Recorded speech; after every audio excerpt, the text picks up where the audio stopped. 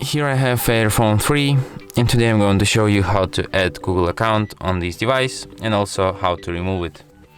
So firstly, you have to open settings, then go to the account section, tap add account, then select Google, of course. You'll need internet connection to add Google account.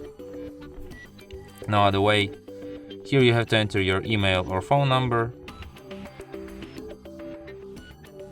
Tap next.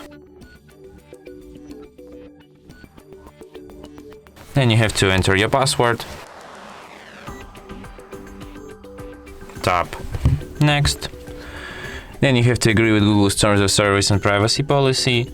And at last, what you will have to do is to tap accept here. And after that, account will be added. If you want to remove this account, just select it and tap remove account. And that's how you can do this. And that's it. Thanks for watching. If you find this tutorial useful, don't forget to hit that like button and subscribe to our channel.